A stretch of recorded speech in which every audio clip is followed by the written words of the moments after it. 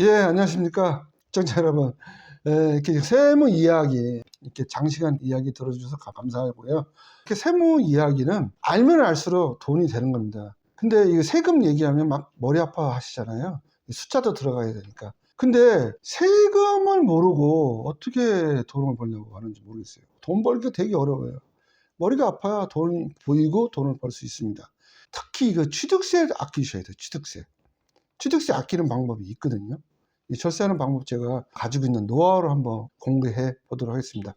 자, 이제 4탄 취득세 시작합니다. 예, 이제 본격적으로 취득세에 대해서 한번 알아보는 시간을 갖도록 하겠습니다. 이 취득세는 주택분에 대해서 말씀을 좀 드려봅니다. 주택분은 취득세가 틀려요. 토지는 그냥 4.6% 거의 고정이 돼 있는데, 주택은 이제 1주택이냐, 2주택이냐, 조정지역이냐, 비조정지역이냐, 이게 틀립니다. 상당히 복잡하게 됐어요. 만약에 정부 관계자분께서 제 유튜브를 보시면 제가 하나 부탁 말씀 좀 드릴게요. 이 세금, 특히 주택에 관련해서 좀 단순하게 좀 해주셨으면 좋겠어요. 양도세도 너무 복잡하고요. 취득세도 너무 복잡해요. 그냥 국민이 알고 해주시면 좋은데, 제가 이제 우스갯소리로 세무사님도 잘 몰라요. 상담하면 하도 법이 바뀌어가지고 너무 복잡하게 되어 있다고 모르겠다고요 하는 분들이 꽤 있으세요. 솔직히 이 담당자분들도 이거 아세요? 제가 구세청 조사관님도 여쭤보니까 담당자분들도 1년에 한 번씩 교체가 돼요. 잘 모르시더라고요. 잘 모르시는 분도 꽤 많아요. 그래서 책을 보셔야 돼요. 꼭 책. 워낙 변경되니까. 매년마다 변경돼요. 매년마다. 세금은 한번 고정이 되면 되도록이면 정권이 바뀐다 하더라도 그대로 좀 가주셨으면 좋겠습니다. 자, 한번 볼게요. 주택분 취득세 요약을 한번 보면은, 이 자료는 국세청 자료입니다. 자, 주택 취득의 개념을 한번 볼게요. 주택, 건축법에 따른 단독주택과 공동주택 등입니다. 자, 취득, 유상취득인 매매와 무상취득인 상속, 증여, 원시취득인 신축, 증축 등을 모두 포함한다. 자, 원시취득이 뭐냐면, 아파트 짓잖아요. 집을 지면 그걸 최초의 원시취득이라고 합니다. 자, 원시취득은 그러면 각 개인별로 조합원 또는 일반 분양자가 아닙니다. 시행사가 원시취득자예요. 어떤 경우는 건설사만 있어요. 그러면 건설사가 원시취득자죠. 조합 같은 경우는 그 조합이 원시취득자예요. 그리고 소유권 이전을 각 개인별로 가져오는 겁니다.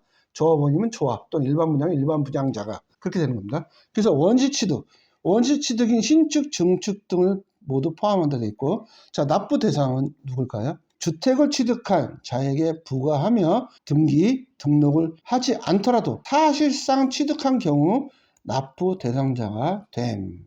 등기상에 등록을 하지 않는다 하더라도, 예를 들어서 재개발, 재건축 같은 경우는요, 사용 승인이 났어요. 그래서 중공인가 나면 입주를 합니다. 자, 입주를 하고 나서도 등기가 안 나요. 2년까지도 가고 3년까지도 가는 경우 있어요. 그래도 이게 사실상 취득한 걸로 봐서 재산세 내셔야 되고 종합부동산세 대상자가 된다면 내셔야 됩니다. 현재 저는 그렇게 내고 있어요. 등기도 안 났는데도 재산세 내고 있고요. 종부세도 내고 있습니다. 자, 그와 같습니다. 자, 과세 대상 금액은 어떻게 되느냐 한번 볼게요. 취득 당시의 가액이에요. 자, 유상취득은 사실상의 취득 가액, 매매 가격이죠. 자, 무상취득은요. 증여 같은 경우는 무상취득이잖아요. 시가 인정으로 이거 바뀌었어요. 자, 시가 인정이 뭔가 한번 볼게요. 빌라 같은 경우는 공시 가격으로 증여를 해줬습니다. 공시 가격이 1억이에요. 1억. 근데 실제 거래는 그 지역이 재개발로 인해 가지고 한 5억 정도 프리미엄이 붙었어요. 그러면 내가 이거를 증여를 했어요. 언제까지? 관리처분 인가 전까지 증여를 했다면, 이게 예전 이야기예요. 재작년 이야기예요. 그냥 공식 가격으로 합니다. 1억으로 증여한 걸로 보는 거예요. 근데 지금은요, 올해부터는 안 돼요. 실거래 가격을 해야 돼요. 실거래 가격. 다시 말하면 매매 거래 가격을 해야 됩니다. 그러면 5억으로 하셔야 돼요. 직접 사례를 말씀드리면, 제가 21년도인가가 증여를 했는데, 그때 당시는 공동주택 가격으로 했어요. 근데 그때 프리미엄이 약 15억이 붙었어요. 빌라인데, 대지집은 7평에 빌라인데, 그러면 그 빌라가 얼마였냐면 실제 거래되는 게 18억, 19억이었어요. 근데 저 같은 경우는, 그러니까 매매 거래가 아닙니다. 공동주택 가격, 공시 가격으로 했기 때문에 3억짜리를 증여를 했었습니다. 그러면 3억에 대한 증여세만 내면 되는 거예요. 근데 지금은요, 매매 거래 가격이 18억이면 18억이 내야 돼요. 모든 토지뿐만 아니라 아파트 모든 부동산은 이제 실거래 가격으로 내야 됩니다. 이게 증여가 그렇습니다. 이제 엄청나게 세금이 많이 나올 겁니다. 그러므로 해서 매매 사례가 없어요. 매매 사례가 없으면 어떡하죠? 감정가액을 합니다. 감정평가사 두 분이 평균 내서 감정가액 또는 그게 없으면요 경공매 가액으로 합니다. 이 세 가지 방식으로 하게끔 돼 있어요. 예의는 뭐죠? 시가표준액. 예, 시가표준액. 자, 원시취득. 사실상의 취득가액. 만약에 사실상의 취득가액이 없어. 도저히 못해. 그럼 얘 시가표준액도 할 수는 있는데 이렇게 하는 거의 드물다. 세금을 깎아주는 경우는 없지 않습니까? 어떻게든 더 받아내려고 그러죠. 그래서 지금은 증여하는 경우는 상당히 불리하다. 세금을 좀 많이 낸다 보시면 되겠습니다. 자, 그러면 세율을 한번 따져볼게요. 취득세입니다. 표준 세율이에요. 6억 원 이하는 1.1%예요. 지방교육세 0.1%. 그래 1.1%라 그렇게 얘기하면 돼요. 6억 원 초과해서 9억 원 이하는 1.33부터 해서 3%까지 했죠. 지방세가 또 붙으니까 0.3 붙죠. 그 다음에 전용 면적 85제곱미터 초과 시는 0.2%가 더 과세가 됩니다. 아파트 경우 3, 4평 이상이 넘으면 0.2% 더 추가로 과세가 된다는 겁니다. 농어촌 특별세가 붙는다는 거예요. 0.2%더 붙는다는 겁니다. 9억 원 초과 볼게요. 9억 원 초과는 3%예요. 지방교육세 붙어가지고요. 0.3%. 또 여기 농어촌 특별세 0.2% 붙어서 전체 이 두 가지면 0.5%네요. 그러니까 3.5% 내는 거예요. 원시취득은요. 원시취득. 최초의 건물을 짓는 걸 말하는 거예요. 그러면요. 2.8%. 그 지방세 0.16. 그 다음에 농어촌 특별세 0.2에서 이렇게 합치셔야 돼요. 그 다음에 무상취득 증여는요. 증여인데 취득세 내셔야 돼요. 3.5%예요. 거기에 지방세 0.3, 또 다음에 농어촌 특별세 0.2 이게 들어가죠. 이건 표준세율이에요. 다주택자인 경우는 어떻게 되는지 한번 볼게요. 다주택자, 법인 등은 어떻게 되냐. 중과세율이 들어가요. 자, 조정지역, 강남 상가하고 용산 들어가죠. 그 외에 비조정지역이에요. 자, 조정지역은 어떻게 돼요? 1주택은 1.1%에서 3%. 자, 2주택부터는 어떻게 되냐? 8%. 3주택부터는 12%. 4주택부터 법인까지는요. 법인은 1주택, 2주택, 3주택 필요 없어요. 무조건 그냥 12%예요. 예전에는 법인으로 많이 했었어요. 근데 이 법인이 워낙 이런 쪽으로 투자를 많이 하고 막 투기를 하니까 법인을 탁 고정시켜버렸어요. 12%. 주택을 하나 사도 12%예요. 취득세가. 그래서 배보다 배꼽이 클 수가 있는 거예요. 자, 그래서 무상취득 3억 원 이상은 증여 3억 원 이상은 12%네요. 조정지역 같은 경우에 강남 상가하고 용산구. 자, 비조정지역. 그러니까 조정지역과 비조정지역 엄청난 차이가 난다는 거예요. 이 취득세가. 자, 1주택은 똑같죠? 자, 2주택부터 바뀝니다. 1%에서 3%예요. 그러니까 결국은 비조정지역은 2주택까지는 1%, 3%예요. 그냥. 근데 3주택은요. 조정지역은 12%인데 비조정은 8%죠. 약 4%가 절감이 되죠. 자, 4주택은요. 12%네 그냥. 그죠? 무상취득은요. 야, 무상취득은 조정지역은 12%인데 비조정지역은 3.5%. 엄청나게 절감되죠. 비조정지역을 선포하는 건 누구죠? 국토부 교통부 장관의 권한이에요. 국토교통부 장관이 조정지역을 해제하면 바로 비조정지역으로 되면서 이와 같이 세금을 절세를 할 수 있는 기회가 온다는 겁니다. 자, 그 다음 여기 보면 생애 최초로 주택을 구입하는 자에 한해 25년 12월 30일까지 취득세 감면을 해준다고 했죠. 최대 얼마? 200만 원. 그 다음에 신고 방법은 취득일로부터 60일 이내에 또는 상속징역, 취득은 취득일이 속하는 날에 말일부터 상속은 6개월, 증여는 3개월 이내에 해야 되고 나머지는 60일 이내에 주택 소재지에 관할 시, 군, 구에 신고를 하셔야 돼요. 매매 계약서 가져가셔야 되고요. 부동산 거래 계약 신고 필증 가져가셔야 돼요. 자, 분양받은 경우는 분양 계약서, 그 다음에 잔금 납부 영수증을 가지고 가셔야 돼요. 요게 이제 취득세예요. 그러니까 취득세가 상당히 좀 복잡하죠. 자, 그런데 2023년 부동산 주요 정책을 또 한번 보겠습니다. 취득세 관련된 겁니다. 아까 말씀드렸죠. 조정지역과 비조정지역의 취득세가 엄청나게 바뀌지 않습니까? 자, 그런데 2023년도에 1월부터 공표됐죠. 1월 5일부터 어떻게 바뀌었다? 조정지역이 바뀌었죠. 15곳이 4곳으로 줄었어요. 용산하고 서초, 강남, 송파구. 바로 이 지역이 어마어마하게 이제 되는 거죠. 나머지 지역은 2주택까지는 1%에서 3%죠. 이게 바뀐 겁니다. 부동산 주요 정책인데 아까 얘기했죠. 실거래가가 바뀌었다고요. 이게 앞으로 증여할 때 상당히 불리하게 됐어요. 부동산 취득세 과세 표준이 이제 실거래로 변경이 됐어요. 자, 기존에는 개인이 유상으로 부동산을 취득한 경우 신고가액이나 시가 표준액 중 더 높은 금액을 과세 표준을 적용을 했어요. 이제는 어떻게 했다? 유상 취득이든 원시 취득의 경우 실제 취득한 가액에 따라 취득세 납부하는 거예요. 실거래 가격으로 바뀌었다는 거예요. 증여도 마찬가지예요. 증여 취득세 신고 시가 인정을 적용해요. 기존에 증여로 부동산을 취득할 경우 취득세 과세 표준을 시가보다 낮은 시가 표준액을 적용을 했어요. 공시시가를 했다는 겁니다. 자, 근데 어떻게 됐다? 증여로 부동산을 취득할 경우 시가 인정해. 시가 인정이 뭐예요? 바로 실거래가예요. 실거래가로 한다는 거예요. 자, 시가 인정액 한번 볼게요. 취득일 이전 6개월 전부터 취득일 이후 3개월 사이에 매매거래 사례. 매매거래 사례가 없으면 감정가액. 자, 감정가액도 없으면 공매 가격 등이에요. 근데 이 세 개가 다 없어. 그러면 예외적으로 시가 표준액으로 할 수도 있다는 겁니다.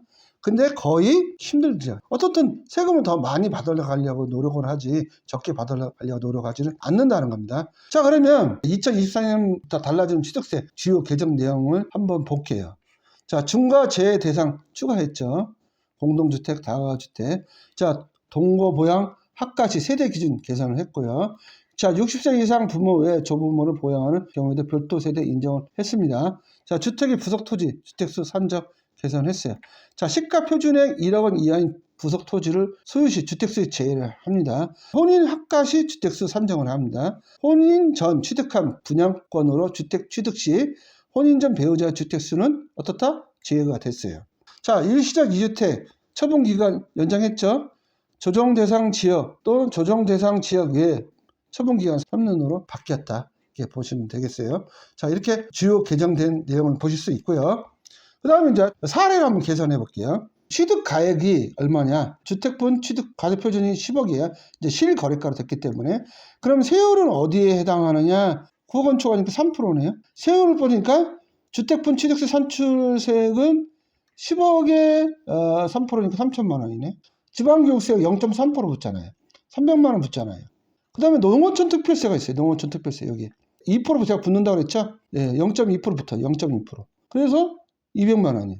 그래서 전체 총 납부 취득세는 얼마? 10억짜리 만약에 구입하면 3,500만 원의 취득세를 내셔야 돼요. 어마어마하죠? 예, 어마어마합니다. 근데 이게 예를 들어서 기본 세율로 적용을 했는데 이게 다 주택자예요. 예, 조정적이기 때문에 8%. 이렇게 취득세가 많이 중과가 된다 보시면 되겠어요. 자, 2024년 정책 예상을 해볼게요. 취득세 관련한 겁니다. 자, 이게 지금 국회의원 선거 따라 유동적이라고 제가 말씀을 드릴 수 있는데 조정지역은 용산하고 강남 3구 4개 지역, 나머지는 다 비조정 지역이잖아요. 자, 그런데 이게 행정안전부에서 22년 12월 22일 날 4주택자 취득세 중과 완화를 발표를 했어요. 근데 국회 계류 중이죠. 다음 22대에 될지 안 될지는 모르겠는데 아마 될 가능성이 높을 것 같아요. 경제 상황이 안 좋으면. 자, 그 다음에 부동산 시장이 꺼지면 해주겠죠. 자, 그러면 조정 대상 지역은 아까 3%에서 8%, 12%씩 봤어요. 자, 비조정 대상 지역은 2주택까지는 쭉 보죠. 자, 8%, 12%죠. 자, 그런데 요거는 이제 이렇게 바꾼 거예요. 2주택은 1.3% 똑같이 바꿨죠. 이건 3주택 6%, 그 다음에 법인 4주택은 6%로 바꿨어요. 근데 이 법을 통과 안 했다는 거예요. 비조정 대상 지역은 3주택 4%고 4주택 6% 했는데 법이 통과가 안 됐어요.